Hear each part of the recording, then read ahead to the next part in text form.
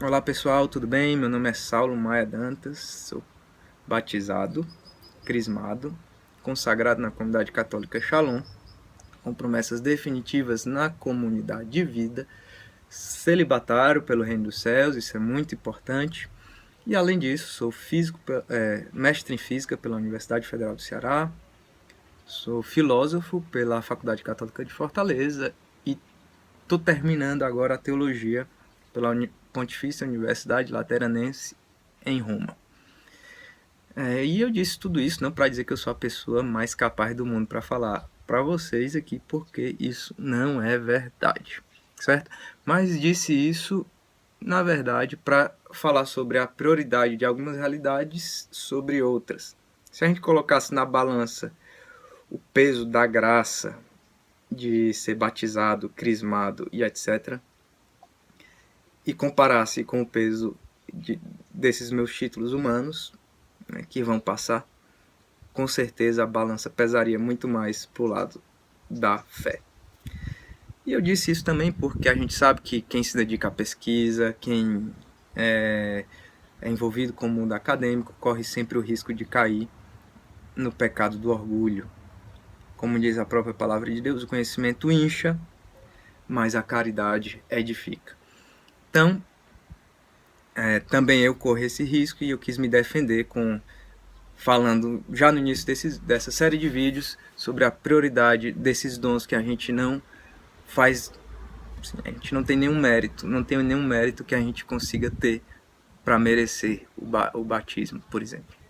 Bem, a gente está aqui para falar sobre uma encíclica muito importante do Papa São João Paulo II, A Fé e a Razão. Tenho certeza que vocês já ouviram falar nessa encíclica e a gente vai estar aprofundando um pouco ela nessa série de 5 vídeos, tá ok? Devido à densidade da encíclica e o seu tamanho também, a gente achou necessário fazer algumas escolhas, tá certo? Então, a maior parte das coisas que a gente vai estar falando aqui se referem à primeira metade, mais ou menos, do documento. A segunda metade, embora seja muito importante, eu acredito que ela não seja... Não é bom passar para ela assim que a gente tenha um bom fundamento nessa primeira parte. Então, para não fazer o negócio corrido e ficar tudo um pouco mal feito, eu achei melhor a gente pegar a primeira parte, que é mais... Primeiro é mais geral, toca na vida do maior número de pessoas, toca na vida de todos, na verdade, essa primeira parte, assim, diretamente.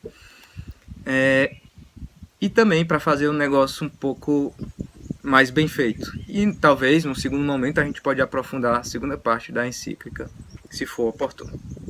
Tá bom? Além disso, eu não vou seguir o percurso que a encíclica fez, tá ok? Eu escolhi alguns pontos que a encíclica trata e vou procurar aprofundá-los a partir da encíclica e a partir também de outras fontes que eu conhecia, que eu li para preparar o curso e por aí vai, do magistério, dos santos, de teólogos e com a experiência que eu fui tendo na minha vida, tá ok? Então vamos lá. Qual o objetivo? O objetivo principal desse curso? O objetivo principal desse curso é crescer na caridade, surpreendente, não? Crescer na caridade a partir do crescimento na fé e no uso da nossa razão, tá ok? Então, a meta final do nosso curso é crescer na caridade.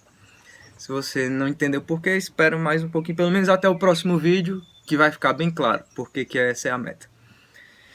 Então vamos lá, o nosso primeiro vídeo, a gente vai colher o assunto do nosso primeiro vídeo nas primeiras linhas já da encíclica, que é uma frase bem conhecida, a frase mais conhecida de toda a encíclica.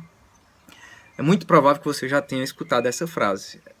Eu vou ler aqui para vocês e muito provavelmente vai ser algo familiar. Já foi feita inclusive música com essa frase. Diz o Papa: a fé e a razão constituem como que as duas asas pelas quais o espírito humano se eleva para a contemplação da verdade. A fé e a razão constituem como que as duas asas pelas quais o espírito humano se eleva para a contemplação da verdade. Então, o Papa coloca aqui uma finalidade unificadora da ação, da fé e da razão, né, que é justamente a contemplação da verdade. Então, nos nossos 2 primeiros vídeos, devido à importância desse tema, a gente vai estar falando sobre a verdade. O primeiro vídeo vai estar falando sobre o caráter pessoal da verdade, e o segundo vídeo a gente vai estar falando sobre a dimensão do amor, a relação entre amor e a verdade. Ok? Vamos lá para o nosso primeiro tema, a verdade pessoal. Bem, antes da gente falar, entrar propriamente nessa dimensão de verdade pessoal, vamos colocar aqui alguns conceitos que foram aparecendo no decorrer da história. Preciso ser breve, pelo tempo que a gente tem, para já ir abrindo a nossa cabeça assim, para uma concepção daquilo que é a verdade. Ok? Aristóteles, por exemplo, um grande filósofo, vocês todos já devem ter ouvido falar nele, ele tinha uma ideia lógica da verdade, ou seja, a verdade se referia aos pensamentos, tá ok? Para ele, a verdade verdadeiro é um pensamento que se conforma com a realidade. Ou seja, se eu pego esse livro aqui e acrescento a ideia que eu tenho dele algo que não existe nele, então esse meu pensamento não é verdadeiro. Se eu, na minha cabeça eu tenho que esse livro tem 800 páginas, não é um pensamento verdadeiro, já que essa edição aqui da encíclica tem em torno de 140 páginas. E se eu tirar alguma coisa desse livro, por exemplo, se eu, na minha ideia desse livreto aqui, é uma ideia que não existe uma capa, é um livro sem capa, também seria falso, já que vocês todos estão vendo que ele tem uma capa. Ok? Então ele tinha uma ideia lógica. Já Santo Anselmo, um grande teólogo da idade medieval, ele tinha uma concepção finalística e ontológica ao mesmo tempo de verdade. Ele dizia o seguinte, ele dizia que a verdade do ser, a verdade é o ser quando realiza aquilo que ele deve ser. É o ser que é aquilo que deve ser. Ou seja, eu sou verdadeiro na medida que eu realizo aquilo que eu devo ser. Ou seja, no caso dos homens santos, por exemplo. Tá ok? E por aí vai. A gente não tem como a gente esgotar aqui o que o mundo inteiro disse sobre a verdade. Mas a gente pode pelo menos escolher dois exemplos de pessoas que trataram o assunto. O que nos dizem as Sagradas Escrituras? Já desde o Antigo Testamento é um tema tratado. Se fala, por exemplo, de o Deus da verdade, o Deus verdadeiro e por aí vai. Mais decisivo para a gente vai ser uma frase de Jesus que eu acredito que todo mundo conhece. Todo mundo já ouviu falar, pelo menos assim, quem está assistindo esse vídeo, né? Com certeza tem alguém que nunca ouviu essa frase, mas na maioria das pessoas que vão ver esse vídeo já ouviram. Inclusive se não for católico. Aquilo que Jesus disse: eu sou o caminho, a verdade e a vida. Eu sou o caminho, a verdade e a vida. É uma frase muito estranha, pelo menos para mim. Não sei se a minha cabeça de físico me impede de perceber a evidência dessa frase, mas para mim ela é um pouco estranha, não sei se é para vocês. Por quê? Porque a consequência primeira dessa frase é que a verdade é uma pessoa. A verdade é uma pessoa. Como assim? A verdade é uma pessoa. Isso é mais estranho ainda. Vamos ver quais são as consequências dessa frase. Pode ser que a gente comece a entender um pouco mais, né? Eu demorei muito para entender e não entendo ainda, mas daquilo que eu entendi eu partilho aqui com vocês. Pode ser que a gente se enriqueça nesse processo, né? O que quer dizer a verdade ser uma pessoa? Bem, primeira coisa, pensemos em nós mesmos, né?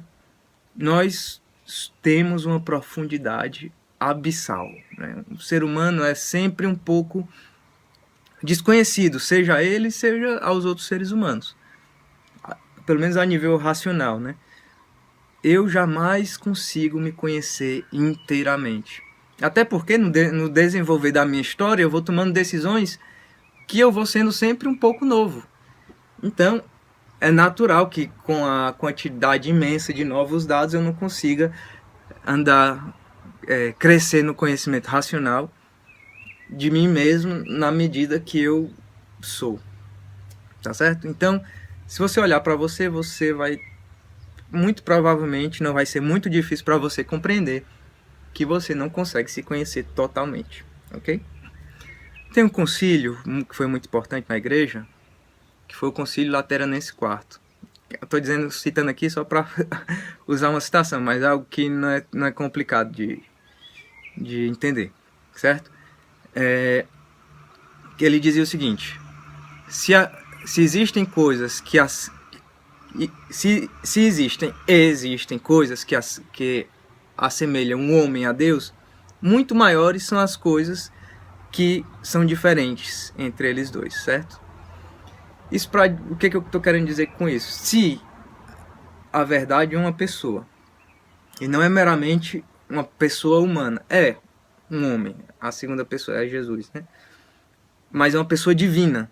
Então quer dizer que esse abismo é muito mais profundo.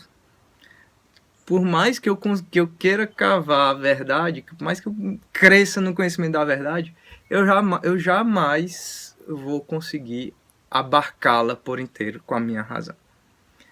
Então fica preservado nessa frase de Jesus a dimensão de mistério da verdade.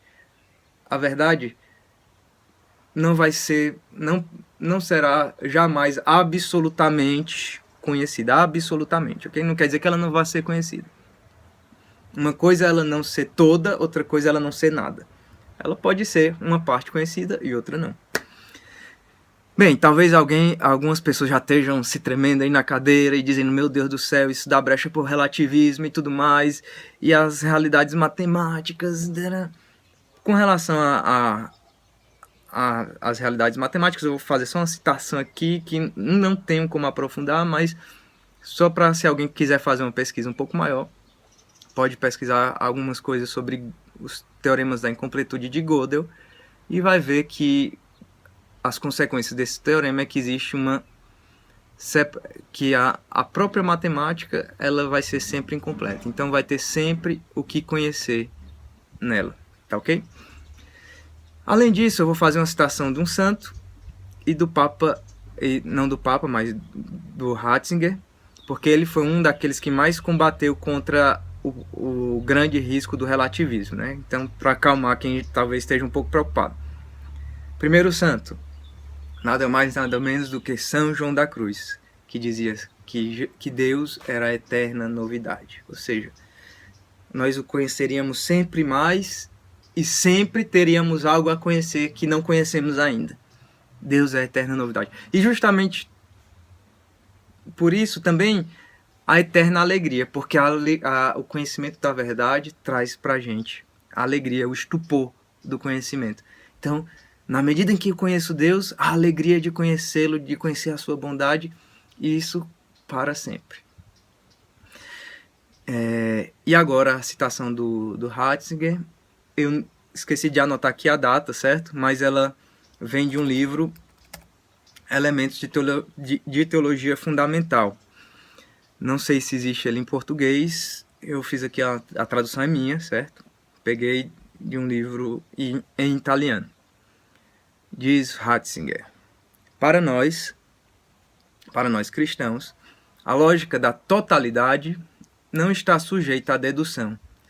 E é por isso que uma síntese, conforme a atenção espiritual própria do cristão, deve ser uma síntese aberta, que renuncie a uma lógica conclusiva, que abraça a totalidade. Ou seja, não vai conseguir ter uma síntese conclusiva que pegue tudo, que abarque tudo. Não vai conseguir. Considerando as coisas apenas do ponto de vista especulativo, essa será uma fraqueza da síntese cristã.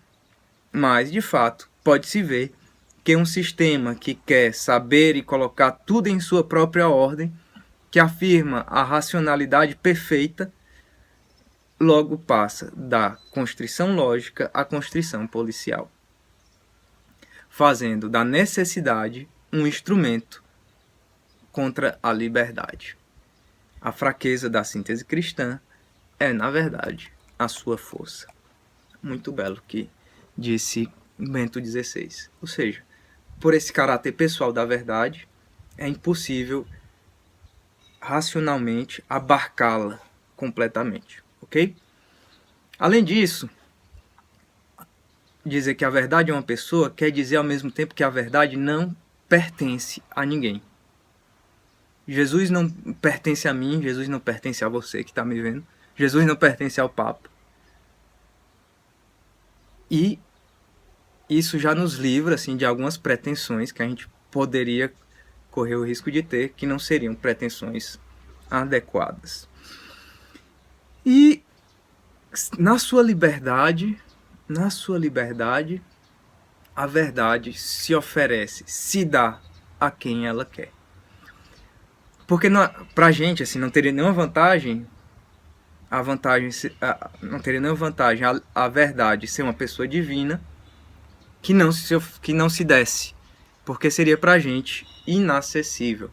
Mas Jesus se fez, Jesus não é só verdade, mas é também caminho. Ele traçou um caminho entre nós e o Pai. E não é só caminho, mas é vida. Não adiantaria a gente saber que tem a verdade lá do outro lado do mundo, para falar assim em termos humanos, né? Tem a verdade lá do outro lado do mundo, tem um caminho, mas eu não tenho a força de percorrer esse caminho. Ele é a vida que nos espera, é a vida que nos dá força para percorrer esse caminho.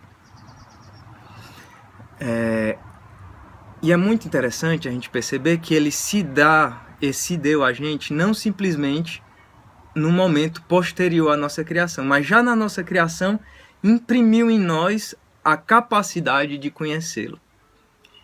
E de forma muito especial a nós que somos homens e mulheres racionais, né? Nós fomos, queridos irmãos, criados à imagem segundo a imagem e semelhança de Deus. Ou seja, trazemos em nós impresso algo da própria verdade. E não é à toa que o conhecimento de si revele algo, um desejo imenso, um desejo que só Deus pode satisfazer. E não é à toa também que o conhecimento de Deus revela a minha verdadeira identidade. Por isso São Paulo, na sua carta aos Romanos, falando sobre a incredulidade, ele diz: porquanto o que se pode conhecer de Deus, eles o leem em si mesmos, pois Deus lhes revelou com evidência, desde a criação do mundo, as perfeições invisíveis de Deus, o seu sempiterno poder e divindade se tornam visíveis à inteligência por suas obras, de modo que não se podem desculpar.